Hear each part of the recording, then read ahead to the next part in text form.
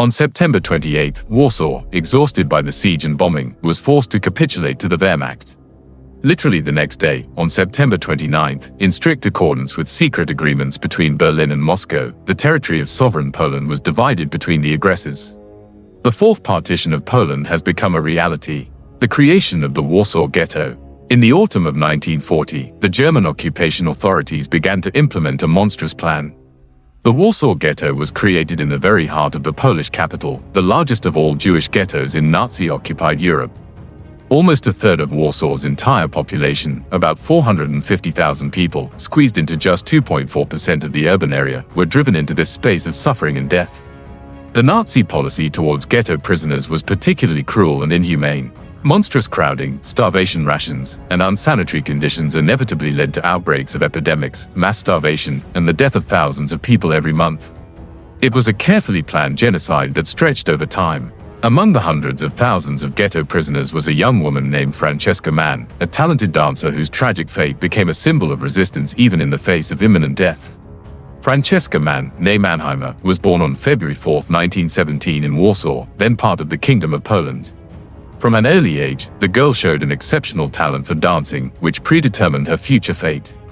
Possessing not only outstanding abilities, but also rare beauty, Francesca studied ballet and modern dance at the prestigious Tatiana Vysotskaya School. Later, she improved her skills under the guidance of the famous Irena Prusitskaya, mastering various dance styles, from classical ballet to the fashionable step and free dance in those years.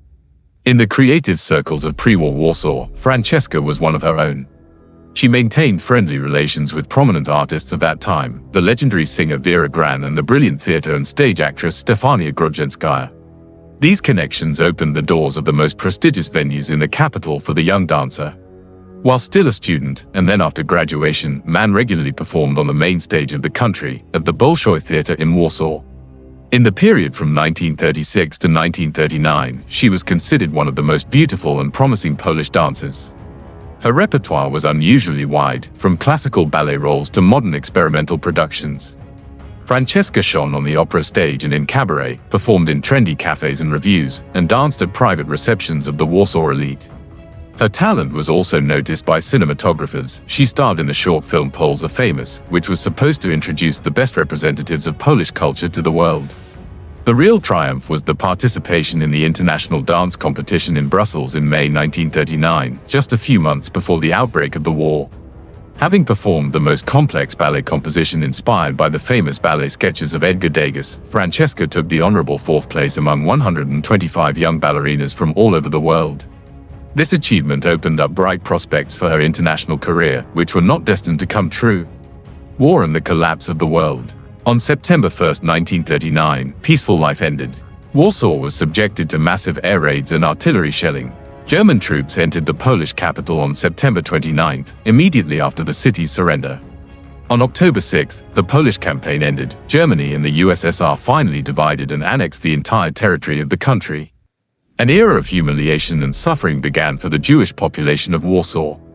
Already on November 23, 1939, the German civilian occupation authorities issued an order obliging all Warsaw Jews to wear white armbands with a blue Star of David. That was just the beginning. The German authorities closed Jewish schools, confiscated Jewish-owned property, and forcibly conscripted Jewish men into forced labor. All pre-war Jewish organizations were dissolved, and the cultural and social life of the Jewish community was virtually destroyed. On October 12, 1940, the German authorities officially announced the creation of a Jewish ghetto in Warsaw.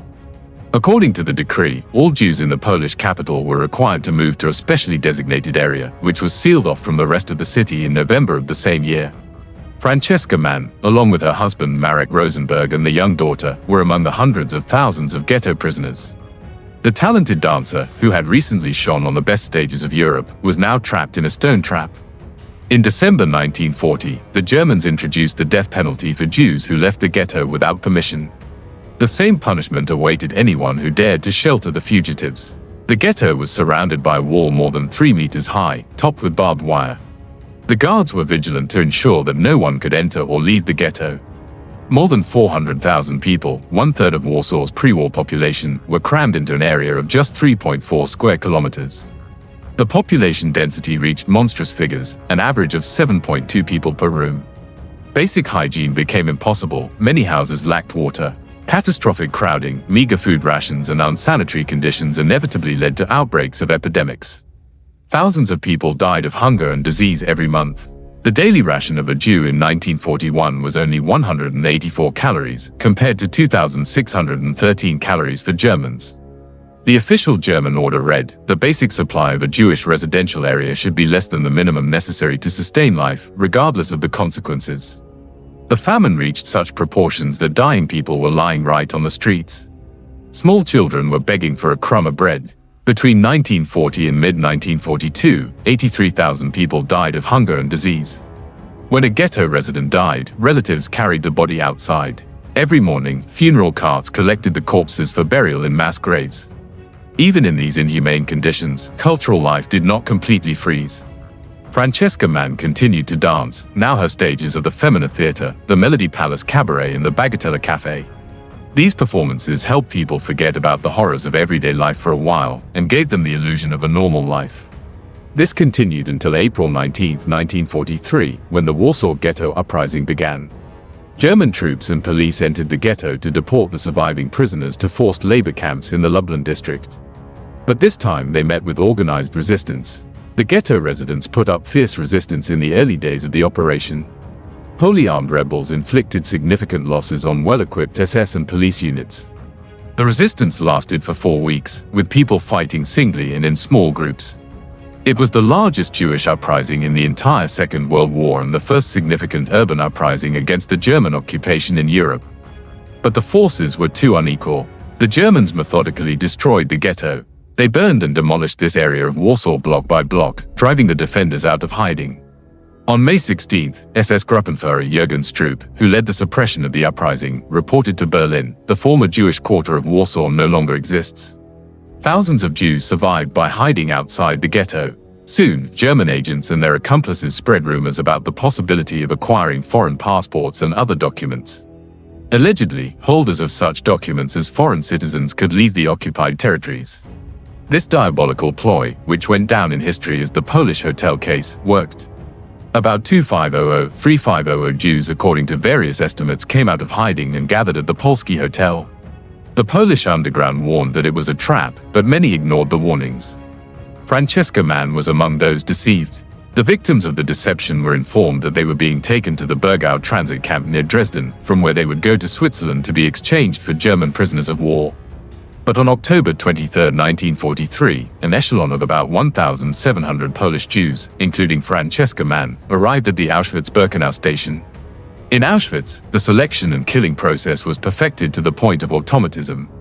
When the train stopped on the platform, the arrivals were lined up in 2 columns, men and boys separately, women and girls separately. SS doctors, including the infamous Joseph Mengele, carried out the breeding. The only criterion was appearance. A person's fate was decided instantly and arbitrarily. The SS tried to keep the doomed in the dark. They were told that they were being sent to a camp where work was waiting, but first they needed to be disinfected. People were politely asked to hang their clothes on hooks, take a shower, and promised soup and a hot drink. In reality, they were forced into gas chambers, locked up and poisoned with Cyclone B gas. After the murder, the corpses had the gold teeth pulled out, and the women's hair was cut off. This work was carried out by Sonderkommandos, groups of Jews who were forced to serve crematoriums. The bodies were burned in furnaces, the bones were ground, and the ashes were scattered across the fields. This was the fate that awaited Francesca and her daughter. The Germans ordered the women to take off their clothes for sanitary treatment before crossing the Swiss border. They were taken to the locker room next to the gas chamber. We'll never know if anyone from the Sonderkommando warned Francesca about her impending fate. But she somehow realized what was waiting for her and her child. And in a desperate attempt to protect herself from imminent death, she decided on an incredible act. There are several versions of what happened. Philipp Müller, a member of the Jewish Sonderkommando at Auschwitz, later recalled how Francesca noticed the lustful glances of 2 SS men. She began to slowly undress, turning it into a seductive striptease dance. A professional dancer used her art for the last time. The SS men were hypnotized. Francesca took off her stocking garter, approached Obersturmführer Kverkernak, and with a graceful movement took off her high-heeled shoes. Then she bent down, grabbed her right shoe, and kicked the Quakernak's nose with all her might with the metal heel. There was a crunch of bones. The SS man howled in pain, dropped the gun and clutched his face. What happened next was like an accelerated movie shoot. Francesca picked up the weapon and fired twice, wounding Obersturmführer Joseph Schillinger in the stomach. He screamed and fell to the floor. With the third shot, she killed SS Sergeant Emmerich. The shot served as a signal to the other women. They attacked the SS men. One had his nose torn off, the other had his scalp ripped off. Reinforcements soon arrived. The camp commandant arrived with a squad of SS men armed with machine guns and grenades. According to one version, the women were shot on the spot. On the other hand, they were driven into a gas chamber. One thing is certain, after the uprising, all the women, including 26-year-old Francesca, were killed on the same day in Auschwitz. Schillinger, shot in the stomach by Francesca, died the next day. The uprising had a huge psychological impact on the prisoners of Auschwitz. Camp survivor Wisław Keller wrote in his memoirs 5 years in Auschwitz, this story was passed from mouth to mouth, overgrown with details and turning into a legend. Without a doubt, this heroic act of a weak woman in the face of imminent death gave moral support to every prisoner. We suddenly realized that if we dared to raise a hand against them, that hand could kill. They were mortal too. Many tears were shed for Francesca Mann and all the innocent and brave women who stood by her side and rebelled against the Nazi executioners before the deaths. Their feat will forever remain in history as an example of the indomitable human spirit, which cannot be broken even in the face of absolute evil.